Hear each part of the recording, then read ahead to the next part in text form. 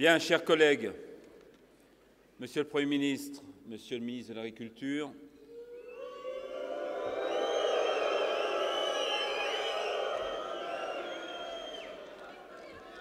Monsieur le maire de Saint-Étienne, Mesdames, Messieurs les parlementaires, Monsieur le Président du Conseil régional, Monsieur le Président du Conseil général, Mesdames, Messieurs les élus, Mesdames, Messieurs les présidentes et présidents, Mesdames, Messieurs les directeurs, directrices, mes chers collègues, chers amis, nous entamons la dernière partie de notre congrès. Nous sommes très honorés d'accueillir Monsieur le Premier ministre du gouvernement de la France. Nous l'écouterons évidemment avec beaucoup d'attention dans quelques minutes. Avant cela, je vais saluer l'ensemble des participants à ce congrès et plus particulièrement nos hôtes, nos amis de la Loire. Alors, on va leur faire une ovation.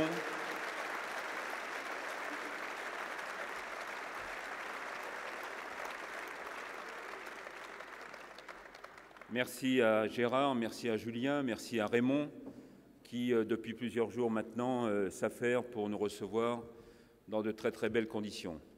Merci aussi à tous les dirigeants de la ville, merci aux services techniques, merci aux dirigeants du club de la SSE, qui nous ont aussi fait une belle surprise il y a 2 jours, en nous accueillant dans le chaudron, dans l'antre du football, et je l'ai redit avec une certaine émotion, c'était pour nous un grand moment.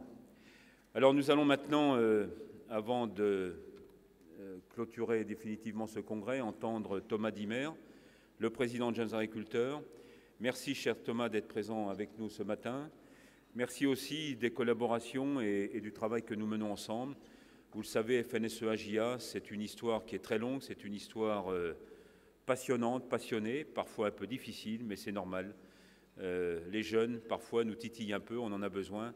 Merci, cher Thomas.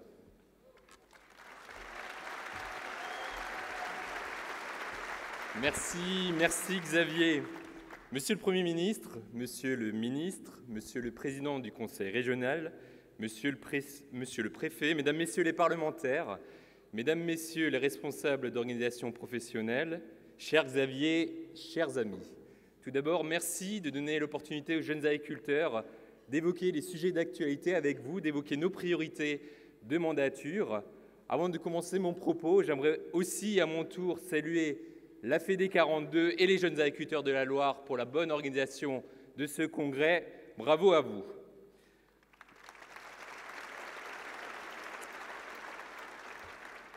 Je pense que vous ne serez pas surpris si je commence par évoquer l'installation.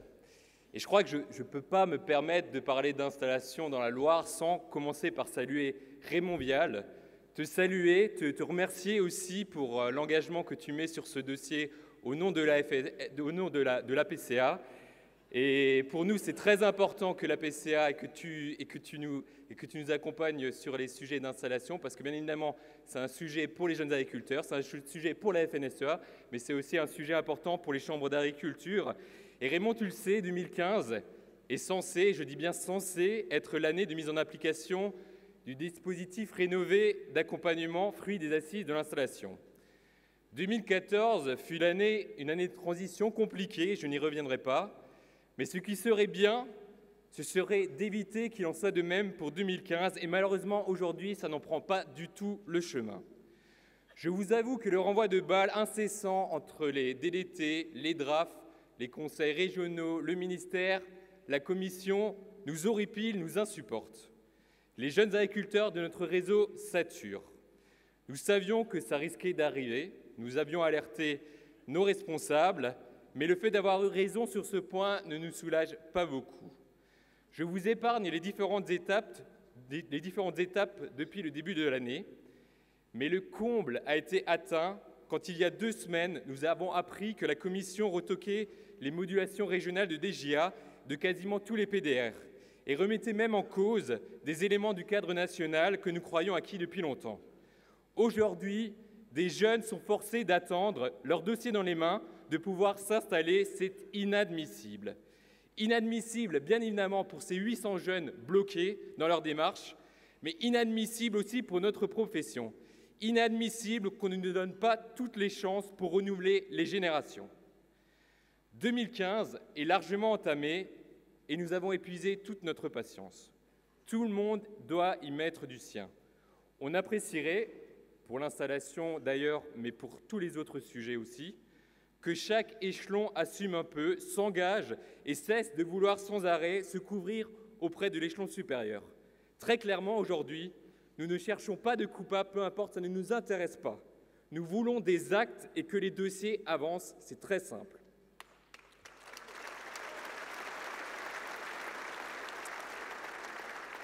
Vous l'avez compris, le renouvellement des générations en agriculture reste au cœur de notre action, avec notamment ce début d'année, je viens de l'évoquer, la mise en application du dispositif d'accompagnement rénové et régionalisé. Ce nouveau dispositif doit, il est bon de le rappeler, et on va finir par y arriver, j'en suis convaincu, réunir tous les acteurs de l'installation autour d'une même démarche, sans concurrence stérile, simplifier le dispositif, le rendre plus lisible et l'adapter à tous les porteurs de projets.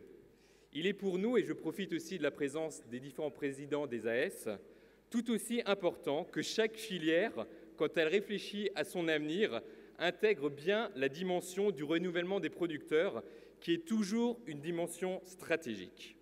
C'est un enjeu majeur pour l'économie de toutes les filières. Il demande à être appréhendé, anticipé, en tenant compte des dynamiques, des contraintes, des besoins spécifiques de chaque production.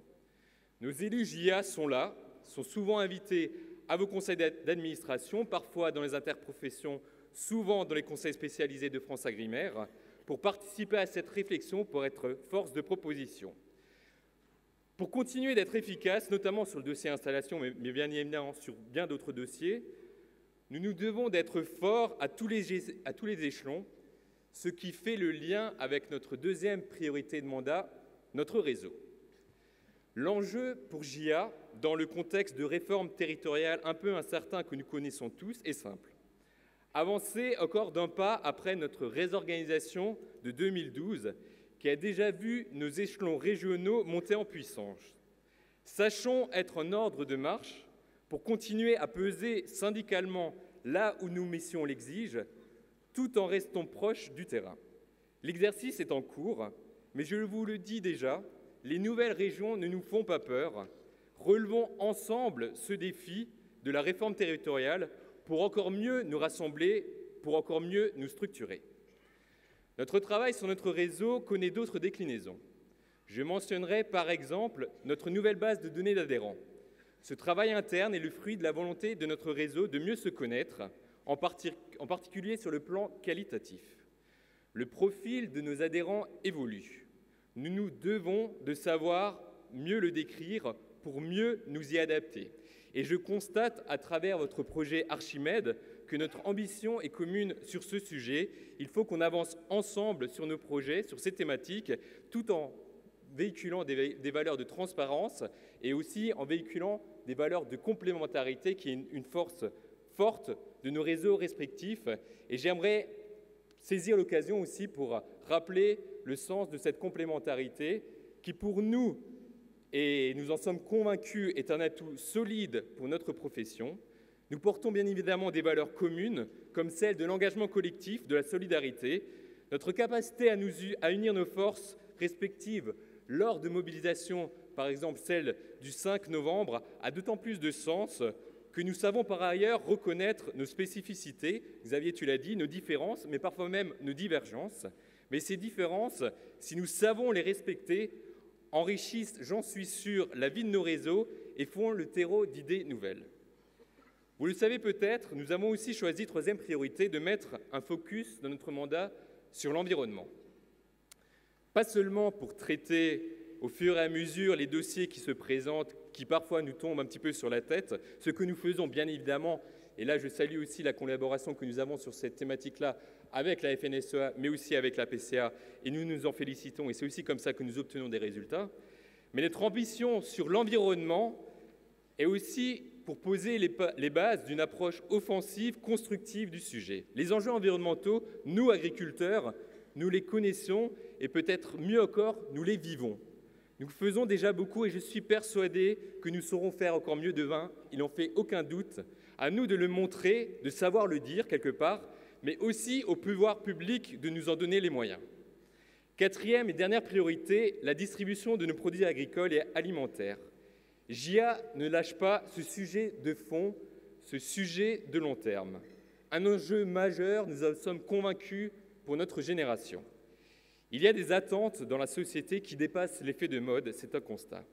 Il y a des impasses dans nos relations avec la grande distribution qui usent notre morale et nos filières. Et il y a des atouts à valoriser dans notre agriculture et dans notre tissu agroalimentaire. L'ambition de JA en la matière n'est pas de réinventer ce qui existe déjà, ni de faire nous-mêmes ce que d'autres savent déjà bien faire, mais de dynamiser, fédérer, contribuer à inventer les modèles économiques de demain. L'objectif peut être énoncé assez simplement. C'est celui d'un réseau de distribution de produits agricoles et alimentaires français, maîtrisé collectivement par la profession. Cette démarche sur la distribution illustre bien, je crois, notre esprit prospectif, notre envie d'innovation. Ça a été le thème de votre table ronde ce matin, et je crois que c'est important qu'on remette ce mot au goût du jour. En tout cas, nous, c'est un terme qui nous va bien. Il y aurait beaucoup à dire sur ce sujet, et beaucoup a déjà été dit ce matin, et beaucoup d'exemples à donner. Je tiens à en nommer un tout particulièrement, c'est le contrat socle pour l'assurance récolte. Le constat est là.